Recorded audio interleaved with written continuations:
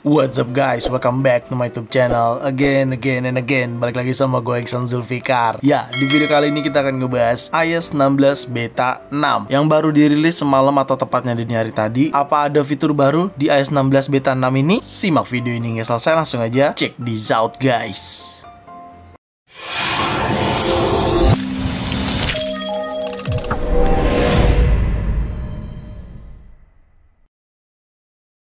Ya, semalam atau tepatnya dini hari tadi, Apple resmi merilis iOS 16 Beta 6. Nah, bukan hanya iOS 16 Beta 6 aja yang dirilis oleh Apple, tetapi adanya iPadOS 16 Beta 6, WatchOS 9 Beta 6, tvOS 16 Beta 6, HomePodOS 16 Beta 6, dan ya, macOS belum dirilis. macOS Ventura 13 Beta 6 belum dirilis, masih Beta 5 saat ini, mungkin besok atau besok-besoknya lagi, mungkin ya. Dan gue mau ingetin juga, disclaimer buat teman-teman, ini yang gue gunakan adalah developer beta, dan kalau untuk pengguna public beta biasanya 1 hari setelah update ini akan rilis public betanya. Dan saat ini public beta sudah ada di public beta 3 ya, kalau nggak salah ya, 3 apa 4? 3 kalau nggak salah, ya betul. Dan mungkin nantinya akan update ke public beta 4 seperti itu. Oke, kita mulai aja langsung. Yang pertama terkait baterai percentage. Ya, kalau lu nonton di video sebelumnya terkait beta 5 itu ada perubahan baterai percentage pada iPhone tertentu. Ya, di XR, iPhone 11, 12 mini dan 13 mini tidak kebagian. Gua nggak tahu nggak kebagian atau karena masih beta, sampai saat ini masih seperti ini aja bentuknya ya. Nggak ada perubahan. Di bagian settingnya juga tidak ada. Di bagian setting sini tidak ada baterai percentage. Oke, aduh kesian banget ini.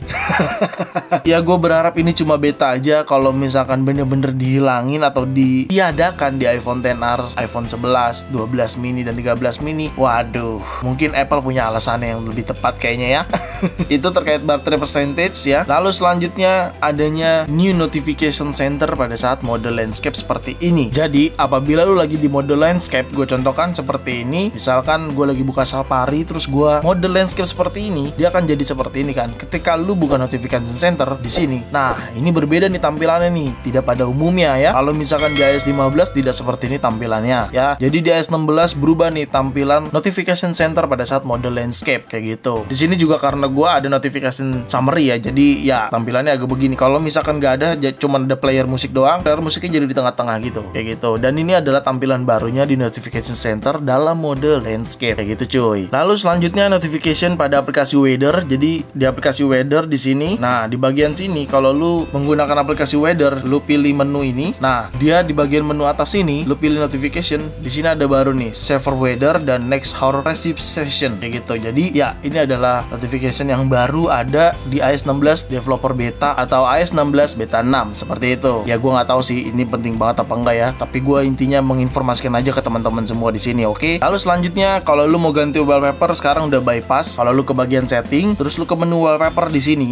ya, lu ke menu wallpaper. Nah di sini kalau misalkan lu pilih customize biasanya muncul pop up. Sekarang langsung bypass. Di sebelumnya di Beta 5 ketika lu pilih customize gini, dia harus ada pop up lock screen atau home screen. Sekarang tidak, dia akan langsung home screen, kita langsung bypass, lock screen bypass, langsung ke lock screen kayak gitu ya. Lalu selanjutnya di redesign lagi tampilan lock screen terkait ketika lu memutar musik atau memutar play Apple Music lo. Jadi kalau sebelumnya dari kecil terus dibesarkan, nah sekarang dikecilin lagi bannernya. Nih gue contohkan ya, seperti ini ya, tampilan art di album ini itu dikecilin lagi. Tadinya kan digedein ya, di Beta 5 itu lebih besar loh ukurannya, atau Beta 4 gue lupa, pokoknya ukuran banner art albumnya ini nih lebih besar. Sekarang dikecilin lagi ukurannya, tapi tidak lebih kecil daripada sebelum-sebelumnya. Jadi ini kayak di tengah-tengah gitu loh. Apa ya, ukurannya pas. Ini lebih presisi sih menurut gua gitu. Jadi di redesign lagi, lalu diperbaiki juga nih terkait untuk mempercepat lagu atau mundurin lagu. Jadi di bagian sini nih kalau lu cepetin, nah sekarang dia bisa langsung berjalan ya. Tuh lu bisa lihat di sini ada menitnya maju ya, kelihatan lah ya. Tuh. Tapi kalau gua mundurin juga bisa. Ini diperbaikin, sebelumnya enggak kayak gini. Sebelumnya 15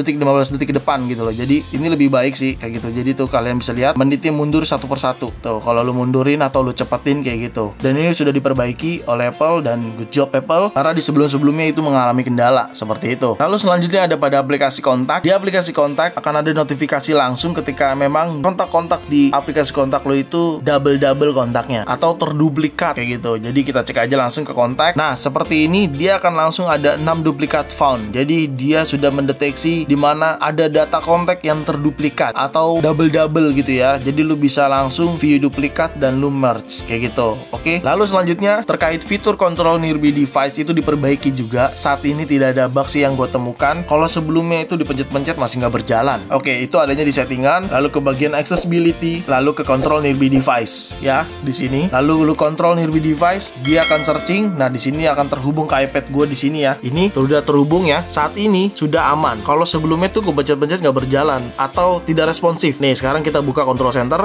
berjalan ya. Notification center juga berjalan. Lalu misalkan lu mau buka app switcher juga berjalan ya, atau lu mau buka Siri juga bisa kayak gitu. Jadi ini sudah berjalan ya, dan ini banyak pilihannya. Sebenarnya sebelumnya juga berjalan, tapi suka delay. Sekarang udah nggak delay kayak gitu. No, cepet kan? Control center aman, app switcher aman kayak gitu. Oke, ya, dan berikut adalah release note pada iOS 16 beta 6. Di sini ada banyak overview dan perbaikan terkait accessibility. Banyak banget di sini, iCloud, Mail, Maps. Banyak banget tuh, panjang ya. Gue scroll sambil bawah banyak banget nih. Intinya ini adalah perbaikan atau isi daripada update iOS 16 beta 6. Ya, intinya lebih banyak perbaikan sih ya. Resolve tuh ya kan. Ini banyak banget perbaikan ya ternyata ya.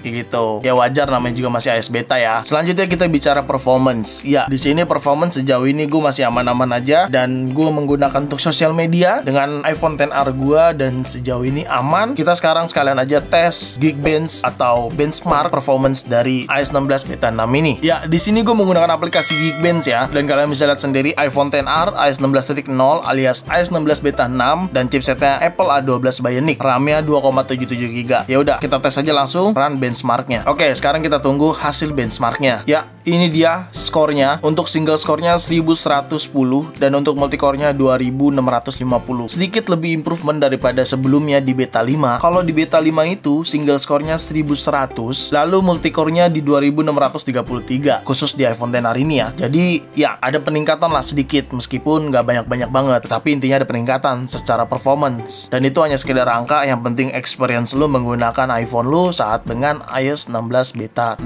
ini kayak gitu. Karena sejauh ini sih aman-aman aja kalau di gua ya terkait performance.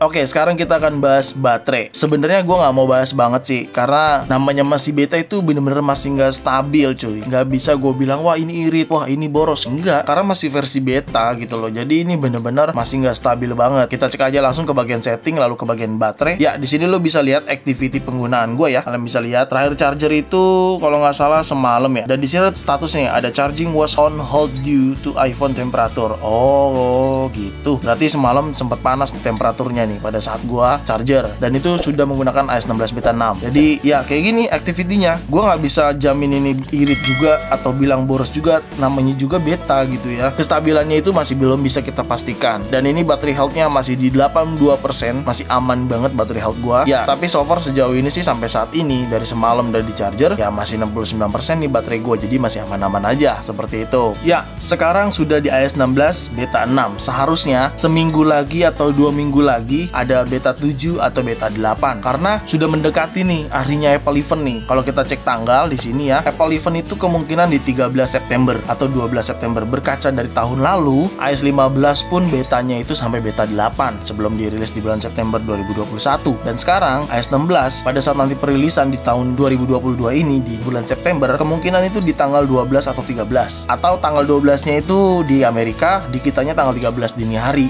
kayak gitu. Dan seharusnya next week akan ada iOS 16 beta 7 atau langsung ke iOS 16 beta 8. Tapi intinya harus ada 7 sama 8 dulu. Kemungkinan seperti itu. Kalau lu scroll video-video gua sebelumnya, yaitu iOS 15 memang ada sampai beta 8 kayak gitu. Lalu kapan ada update iOS 15.6 yang terbaru atau iOS 15.7 mungkin ya?